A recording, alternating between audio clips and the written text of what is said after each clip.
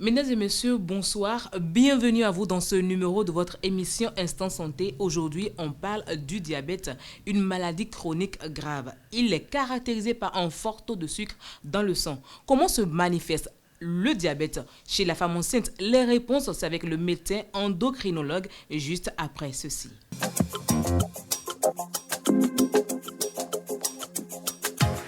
Bonsoir docteur. Bonsoir Yassine. Alors, comment peut-on définir le diabète? D'accord. Vous avez donné une très belle définition du diabète tout à l'heure. Je vais juste rajouter que le diabète, c'est en réalité un groupe de maladies, donc qui comprend différents types.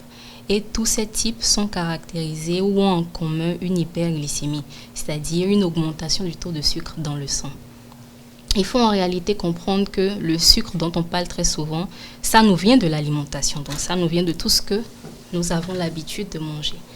Maintenant, lorsque nous ingérons donc ce sucre, on a tendance à observer une augmentation de la glycémie.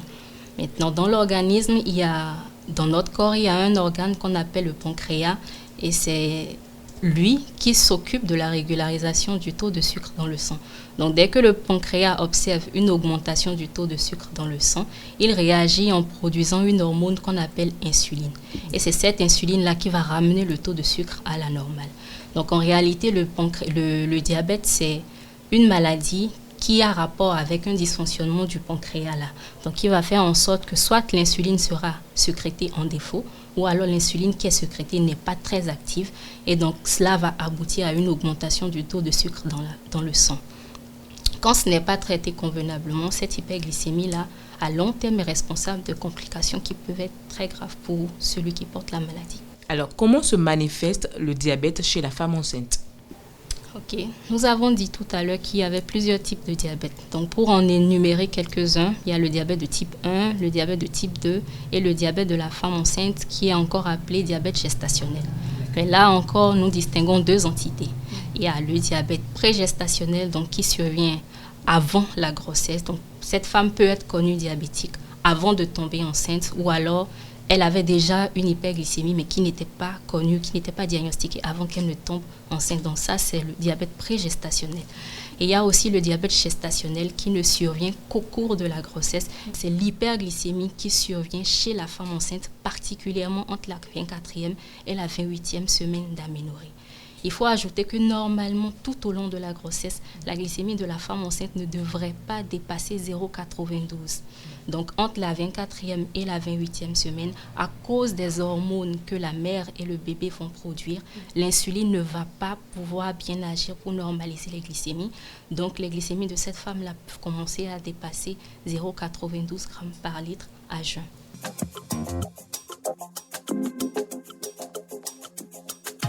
Alors, est-ce qu'il y a des signes ou des symptômes pour qu'une femme puisse identifier qu'elle fait un diabète? Ok. Alors, il y a généralement très peu de signes pour pouvoir identifier un diabète gestationnel. Ce qui est recommandé, c'est un dépistage systématique dès le début de la grossesse. Donc, dès la première consultation, toute femme, donc il y a généralement 5 groupes de femmes qui sont concernées. Donc, toute femme âgée de plus de 35 ans doit bénéficier d'une glycémie à jeun au moins à chaque trimestre. Et secondo, il y a les femmes qui sont en surpoids ou en obésité, donc elles également sont concernées. Elles doivent faire une glycémie à jeun au moins à chaque trimestre. Et si cette glycémie-là est supérieure à 0,92, immédiatement doivent être référées à un endocrino. Également, troisième groupe, ce sont les femmes qui ont une notion de diabète dans la famille, donc chez un parent, également sont susceptibles de faire un diabète gestationnel. Donc, également dépistage dès le début de la grossesse, mais entre la 24e et la 28e semaine, plus précisément aussi, on refait encore la glycémie à jeun si au début de la grossesse, elle était normale. Le quatrième groupe, ce sont les femmes qui ont déjà fait un diabète gestationnel au cours de la grossesse précédente, par exemple, ou alors une femme qui a eu à faire un gros bébé, donc un bébé de plus de 4 kilos sur la grossesse précédente. Ça pourrait déjà vouloir dire que les glycémies étaient anormales lors de la grossesse précédente, mais que c'est passé inaperçu. Donc réellement, ce qui nous signale qu'il y a un diabète gestationnel, c'est vraiment la glycémie à jeun. Il y a des tests complémentaires à faire, mais le risque pour la maman, c'est généralement d'accoucher d'un enfant qui va peser de plus de 4 kilos. Ça seul, ça peut empêcher ou ça peut entraîner un accouchement un peu difficile pour la maman. Et ce bébé qui va naître avec plus de 4 kilos présente également des risques de faire un diabète plus tard. Si au cours de cette grossesse, la femme fait un diabète gestationnel, au cours des autres grossesses, elle peut refaire un diabète gestationnel ou alors elle fera un diabète de type 2, donc qui va persister. Donc, généralement, les complications, c'est une macrosomie. Ça expose l'enfant à faire un diabète plus tard. Ça expose la maman à faire un diabète plus tard. Ça l'expose à refaire un diabète gestationnel sur les autres grossesses.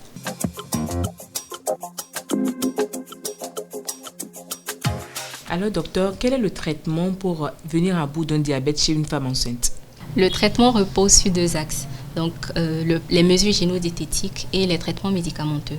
Donc, dans un premier temps, on mise sur les mesures gynédiététiques qui comprennent une activité physique régulière si il n'y a pas de contre-indication obstétricale. Donc, elle peut pratiquer 30 minutes d'activité physique 3 à 5 fois dans la semaine. Et également, on a ajouté à cette activité physique qui doit être régulière une alimentation qui sera équilibrée, donc qui sera coordonnée et chaperonnée par le nutritionniste et l'endocrinologue. Donc si au bout d'une semaine à 2 semaines, il y a échec de cette première étape, on passe immédiatement au traitement médicamenteux qui repose essentiellement sur l'administration d'insuline. Parce que l'insuline, il faut le savoir, c'est le seul médicament qui est autorisé pendant la grossesse, qui ne nuira ni à l'enfant ni à la mère.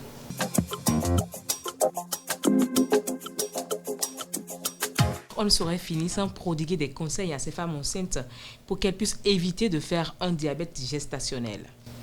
Alors, pour éviter de faire un diabète au cours de sa grossesse, il faut se rappeler des facteurs de risque, donc des personnes qui sont à risque de développer le diabète pendant leur grossesse. Et ce sont ces facteurs-là qu'il faut corriger. Malheureusement, on ne peut pas corriger l'âge de plus de 35 ans.